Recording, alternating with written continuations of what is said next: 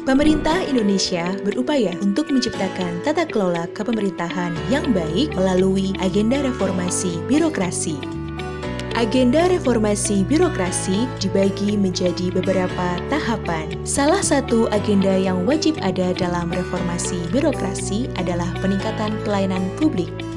Dinas Kependudukan dan Pencatatan Sipil sebagai instansi pelayanan publik di sektor administrasi kependudukan mendukung agenda reformasi birokrasi dengan mengadakan program KISA, Gerakan Indonesia Sadar Administrasi Kependudukan. KISA memuat 4 poin penting, yaitu sadar akan pentingnya kepemilikan dokumen kependudukan, sadar pentingnya pemutakhiran data penduduk, sadar pemanfaatan data kependudukan, dan sadar pentingnya pelayanan yang membahagiakan masyarakat.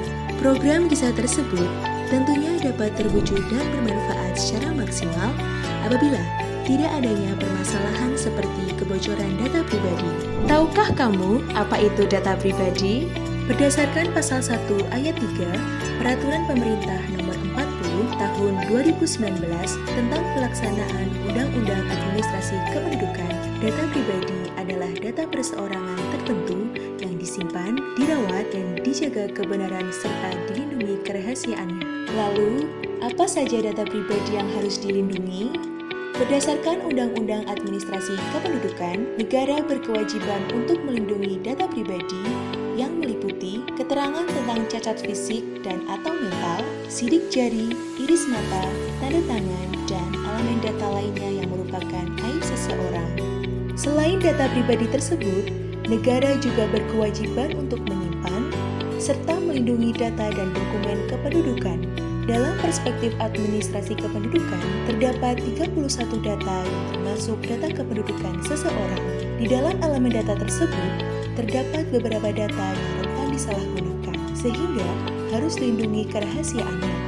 Data tersebut antara lain nomor KK, NIK, nama lengkap, tempat lahir, tanggal, bulan, dan tahun lahir, NIK ibu kandung, nama ibu kandung, NIK ayah, nama ayah, alamat sebelumnya, alamat sekarang, sidik jari, iris mata, tanda tangan, dan elemen data lainnya yang merupakan aib seseorang.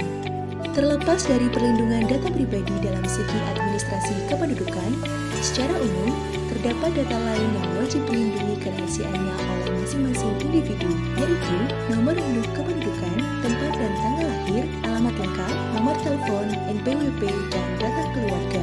Kasus kebocoran data pribadi bukanlah sesuatu hal yang baru di Indonesia.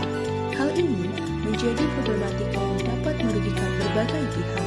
Masyarakat adalah pihak yang paling dirugikan ketika terjadi masalah kebocoran data pribadi.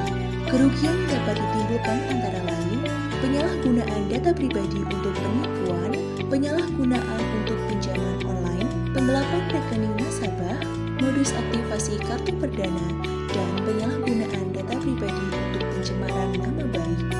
Berbagai kasus yang telah terjadi seharusnya menimbulkan kesadaran bahwa diperlukan adanya sinergi antara pemerintah, masyarakat, dan lembaga pengguna untuk menjaga kerahasiaan data pribadi seseorang.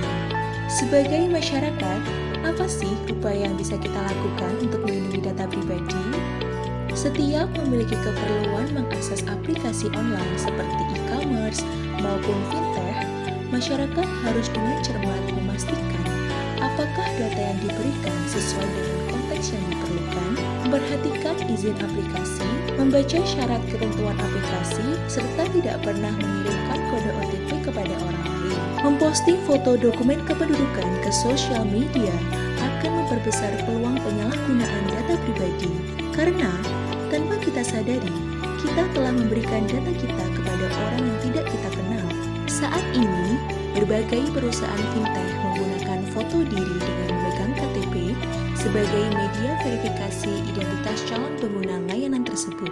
Apabila disebarluaskan kepada orang lain, maka dapat disalahgunakan oleh pihak yang tidak bertanggung jawab untuk melakukan peminjaman online dan penyalahgunaan data lainnya. Kini, dokumen kependudukan dengan format digital yang sudah ditandatangani secara elektronik tidak memerlukan legalisir fotokopi dokumen, melainkan Masyarakat dapat melakukan verifikasi secara mandiri dengan cara memindai kode QR tersebut. Fotokopi dokumen kependudukan dapat memperbesar peluang penyalahgunaan data pribadi, karena kertas hasil fotokopi tersebut dapat tersebar ke orang lain yang tidak kita kenal. Maka, sudahkah data pribadi kita terlindungi?